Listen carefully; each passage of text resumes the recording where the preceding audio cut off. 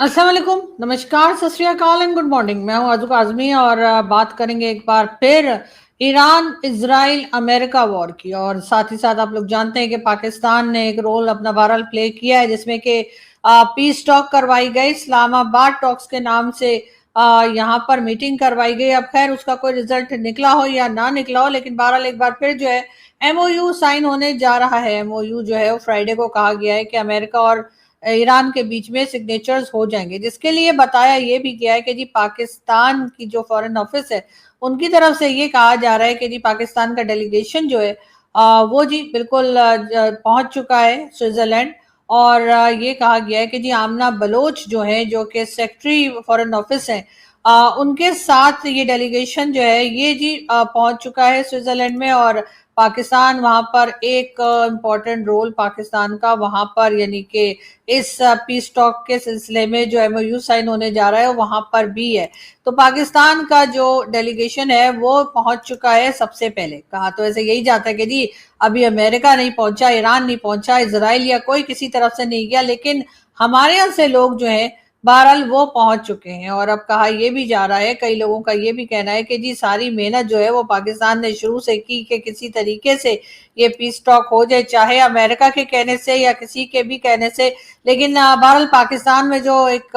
भगदड़ मची रही, पाकिस्तान में जो भाग भाग के काम होते रहे, और अब कहा यह जा रहा है कि शायद अब क्रेडिट जो है वो कतर को मिल जाएगा। जी हाँ, जो क्रेडिट है यानी कतर, जो कि पहले तो इस तरह के बातों में नहीं था, या कहिए कि इसका जिक्र फिक्र नहीं था। हर तरफ डोनाल्ड ट्रंप भी माय फेवरेट फील्ड मार्शल और ये वो कहते दिखाई दे रहे थे। अब कहा यह जा रहा है कि कतर को लाया गया है, पाकिस्तान सिर्फ एक चेहरा था, जबकि असल में जो बातचीत हुई है, जो डायलॉग कराया गया है अमेरिका और ईरान के बीच में, जो सुलह करवाई जा रही है या जो लड़ाई को रुकवाया जा रहा है, और कई दूसरी चीजें जिसके लिए कि कहा यह जा रहा है कि एमओयू साइन हो गए तो वो इश्यूज भी सॉल्व हो जाएंगे। उसमें सबसे ज्यादा जो रोल है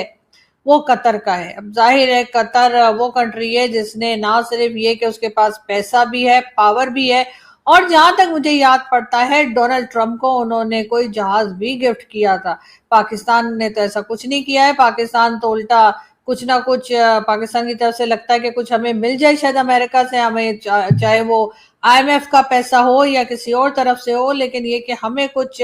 फंड्स मिल जाए, हम बिल्कुल ही दूसरी तरफ चलते हैं और हमारी डिमांड्स या हमारी जो एक्सपेक्टेशंस है वो बिल्कुल डिफरेंट होती हैं। इसीलिए कतर को जो कहा जा रहा है जी, ना ही कतर जो है वो ना सिर्फ ये कि ईरान के साथ भी बातचीत में है, बल्कि अमेरिका के साथ भी है। और अब जब बिल्कुल ही लास्ट कह लीजिए कि कुछ ही मौका जो है वो रह गया, जिसके बाद हम उस जगह तक पहुंच जाएंगे जहां पर एमओयू साइन होगा। और यहाँ पे पाकिस्तान यकीनन उम्मीद लगा के बैठा था कि जी अब हमारी वाह हो गए, वाह जी वाह, इन्होंने तो कमाल ही कर देता है, हमने सारी लड़ाइयां रुकवा दी हैं और हमारी अपनी लड़ाई नहीं रुक रही, वो एक अलग बात है, लेकिन दूसरों की लड़ाइयां हम रुकवा देते हैं। इस किस्म का क्रेडिट हम लेने ही वाले थे कि जी अब एक बार फिर जो है वो कतर की तारीफ शुरू हो गई है। डोनाल्ड ट्रंप भी कतर का नाम ले रहे हैं, बाकी सब जगह भी कतर कतर कतर हो रहा है, पाकिस्तान का इतना नाम नहीं लिया जा रहा है। इसको लेकर भी यकीनन कई तरह की बातें की जा रही है। एक वीडियो देखते हैं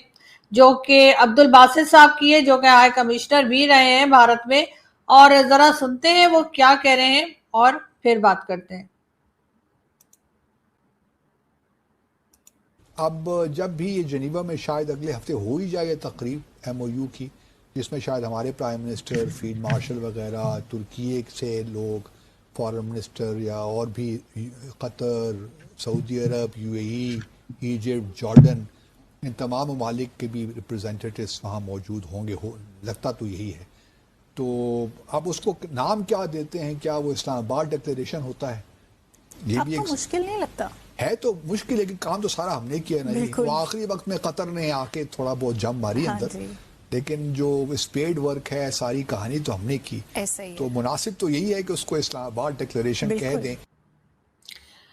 तो जी यहाँ पर बातें यही चल रही हैं। कई लोगों का ख्याल ये है कि काम तो पाकिस्तान ने किया है, लेकिन अब लग ये रहा है कि कतर जो है वो बीच में आया है, और कतर का ये भी कहा जा रहा है कि असल में सारा काम कतर का ही है। चाहे वो ईरान से बात करना हो, चाहे अमेरिका से बात करना हो। जाहिर है कि जैसे हमने पहले भी कई शोज में कहा है कि बात उन्हीं की सुनी जाती है जिनके पास पैसा होता है, पैसे वालों की बात सुनी जाती है, पैसे वालों से ही पूछा भी जाता है, उन्हीं से कहा भी जाता है कि जी आप कुछ बताइए। आप जो खुद जगह जगह पैसा मांगता घूम रहे होंगे, उनसे कोई क्या पूछेगा कि जी आप हमारी लड़ाई रुकवा दीजिए। और वैसे जो जब दो लोग लड़ रहे हो तो वो लड़ाई रोकते भी उन्हीं की बात सुनकर हैं जो जरा स्ट्रांग होते हैं, जिनके पास पैसा होता है, या जो पावरफुल लोग होते हैं। जो आपने कभी देखा है कि कोई जगह जगह कर्जा मांग रहा हो और अपना मुल्क या अपने घर को जो है कर्जे के ऊपर चला रहा हो, और उससे कोई जाकर कहे कि जरा आप हमारे जो है वो झगड़े जो है उनको निपटा दीजिए, या आप हमें कोई अच्छी एडवाइस दे दीजिए। जाहिर है उनसे नहीं पूछा जाता, लेकिन हमें रखा गया था और सभी हैरान हो रहे थे कि पाकिस्तान को कैसे रखा गया है। लेकिन बहरहाल अब इस वक्त जो चीजें जिस तरीके से नई नई न्यूज आती चली जा रही है, उसमें पता ये लग रहा है कि पाकिस्तान का सिर्फ चेहरा था और असल में जो काम किया है वो कतर ने किया है। असल में कतर के जो है वो अमेरिका से भी टर्म्स है और कतर के ईरान से भी टर्म्स है। एक बात और भी जो यहाँ पर लोग कर रहे हैं मुसलसल, और बड़ी अच्छी बात है कि करने लगे हैं, वो ये भी कह रहे हैं कि इतने दिनों से लड़ाई चल रही थी, इतने दिनों से ईरान, अमेरिका और इजराइल जो है वो आपस में लड़ रहे थे, लेकिन हमने कभी नहीं देखा कि ईरान की तरफ से उनके आर्मी चीफ या ईरान की तरफ से कोई उनके आर्मी के कोई आए हों और उन्होंने जाकर अमेरिका या पाकिस्तान में जो पीस टॉक हो रही थी उसमें हिस्सा लिया हो। वहां से उनके फॉरेन मिनिस्टर आए, वहां से उनके डिफेंस मिनिस्टर आए, वहां से उनके कोई भी मिनिस्टर्स वगैरह ही आते रहे, उनकी फौज के लोगों को आते हुए नहीं देखा। और ना ही किसी ने ये कहा कि जी अमेरिका से या ईरान से या इजराइल से या कहीं से भी वो लोग आए जिनका ताल्लुक डिफेंस से है और जो कि आर्मी चीफ है वहां के, या कह लीजिए फील्ड मार्शल है या कुछ भी है, तो ये जी वहां से आए हैं बात करने के लिए। ऐसा सिर्फ पाकिस्तान में ही होता है। ये वाला जो आपको चमत्कार और ये वाली जो आपको तरीका नजर आता है वो सिर्फ आपको पाकिस्तान का ही नजर आता है कि जहां भी जा रहे हैं पाकिस्तान फौज के लोग साथ जा रहे हैं, जहां भी जाएंगे आर्मी चीफ साथ जाएंगे। ये तमाम तमाशा इमरान खान के वक्त भी था, नवाज शरीफ के टाइम पर भी था, और शायद जुल्फिकार अली भुट्टो और बेनजीर भुट्टो के वक्त भी यही कुछ होता होगा। वही यहाँ पर भी होता हुआ दिखाई दे रहा है। हर जगह पे तारीफें, हर जगह पर वाह वाह, हर जगह पर जी आपने तो कमाल ही कर दिया है। इसी तरह की बातें जो है वो पाकिस्तान की मिलिट्री के लिए, पाकिस्तान की गवर्नमेंट के लिए तो कम और मिलिट्री के लिए ज्यादा ये सिलसिला जो है वो शुरू कर रखा गया है। लेकिन जैसे मैंने कहा कि मैंने तो कभी नहीं देखा कि ईरान की तरफ से कोई इस तरह की बात की गई हो या ईरान की तरफ से किसी फौजी ने आकर हिस्सा लिया हो पीस टॉक के अंदर। तो आखिर पाकिस्तान से ऐसा क्यों होता है? तो जी पाकिस्तान में बहुत सी ऐसी बातें होती हैं जो आपको दुनिया में कहीं होती दिखाई नहीं देती। लेकिन बहरहाल अब इस वक्त सारा प्रॉब्लम ये है कि पाकिस्तान ने जो पीस टॉक करवाई और पाकिस्तान मुसलसल ये क्रेडिट लेता रहा कि जी हमने सब कुछ करवाया है, तो अब ये हमने जो सब कुछ करवाया था वो हमारे पास से निकलकर अब इस वक्त कतर की झोली में जाकर पहुंच गया है। और कहा यही जा रहा है कि जी असल में सारा क्रेडिट कतर का है। तो बात तो सारी फिर वही है कि हम खामखा ख्वार होते रहे यहाँ से वहां, और बाद में जो है वो जो मेडल है वो जी, या मेडल या ट्रॉफी है जो भी समझे, वो जी वो कतर को दी जा रही।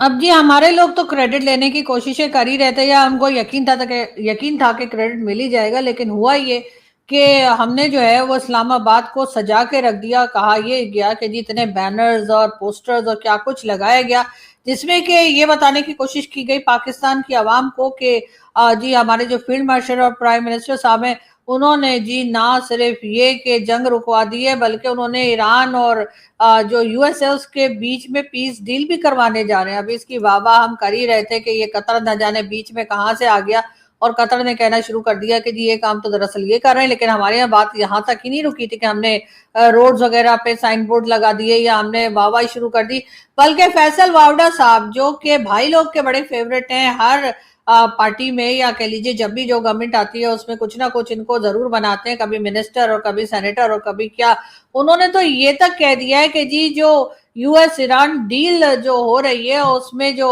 यानी कि जो उसका लेटर बना है और जो उसका ड्राफ्ट बनाया गया है, फैसल वाउडर साहब ने ये भी क्लेम किया है कि वो ड्राफ्ट और वो लेटर जो है वो हमारे फील्ड मार्शल साहब जो हैं उन्होंने खुद टाइप किया है। मतलब आप समझे जरा, आप अंदाजा लगाइए कि मतलब इन्होंने हमारे फील्ड मार्शल साहब को टाइपिस्ट बना दिया। मतलब फैसल वाउडर साहब कुछ भी कहेंगे, मतलब ठीक है, मतलब हम बटरिंग करना चाह रहे हैं डोनाल्ड ट्रंप को, लेकिन ये कौन सा तरीका है भाई? اور ایک تو فیصل باؤڈا صاحب پلیز آپ تعریفیں نہ ہی کیا کریں تو اچھا ہے, تعریف کرنے کی کوشش نہ ہی کیا کریں اگر آپ بھائی لوگ کی, تو اچھا ہوگا. اب دیکھیں اچھی بھلی مطلب اتنی عزت ہو رہی تھی کہ جی انہوں نے جنگ رکوا دی, تو اب کہہ رہے نہیں یہ بیٹھ کے اب ٹائپنگ بھی کر رہے ہیں اور یہ بیٹھ کے لیٹر بھی بنا رہے ہیں, اور اب لیپ ٹاپ پہ جو ہے سارا کچھ جو ہے وہ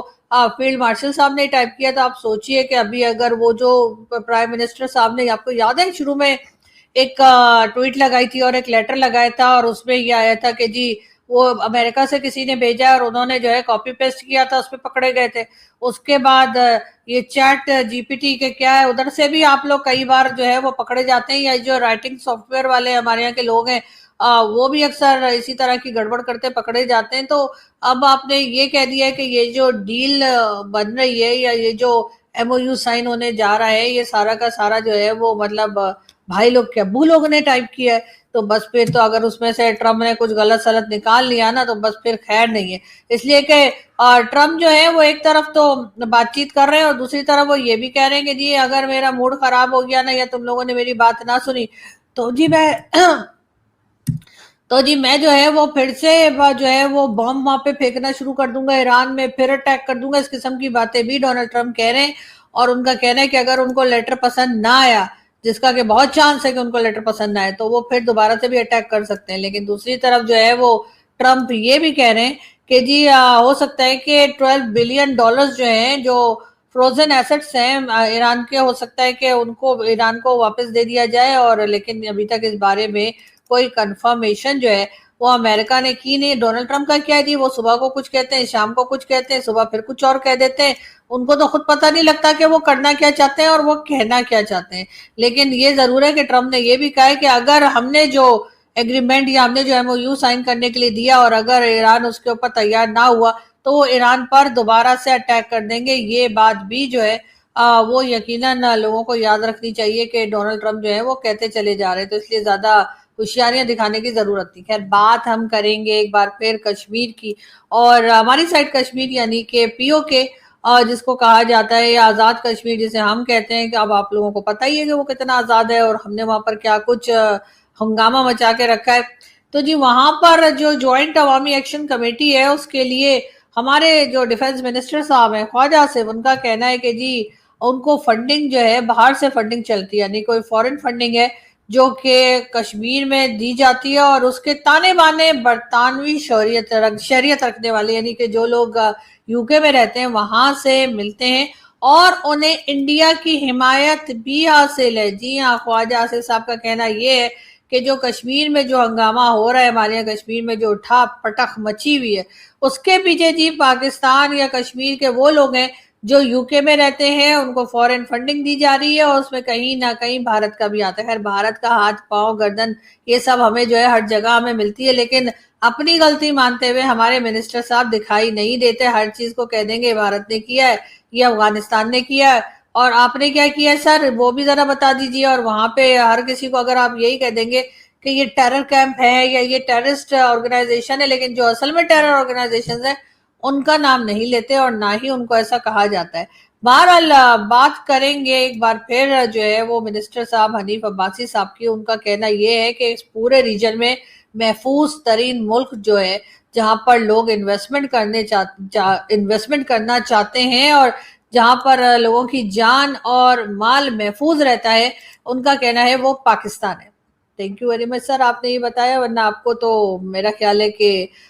وہ ابھی ریسنٹلی جو ایک 9 سال کی بچی کو آپ کے یہاں کی پولیس نے مار ڈالا, اس کے بعد بھی اگر آپ اس طرح کی سٹیٹمنٹ دے رہے ہیں تو بھائی آپ کو تو 21 توپوں کی سلامی بنتی ہی ہے. مطلب ہمارے لوگ جو ہیں وہ کچھ بھی کہیے ڈھیٹ بہت ہے, ان کو مطلب نہ کوئی شرم آتی ہے, نہ کچھ بولنے سے پہلے سوچتے ہیں کہ کیا کہہ رہے ہیں, کیا کہنا چاہیے اور کیا نہیں کہنا چاہیے, اور اس کے بعد فوری طور پہ اپنے آپ کو ایک کریڈٹ دے دیتے ہیں کہ جی دیکھیں نہیں ہم تو بہت زبردست لوگ ہیں, ہم تو بہت اچھا کام کر رہے ہیں, لیکن ہمارے یہاں جو ہے وہ سیکیورٹی بھی ہے اور کوئی بھی آ کر یہاں انویسٹمنٹ بھی کر سکتا ہے. اور پورے ریجن میں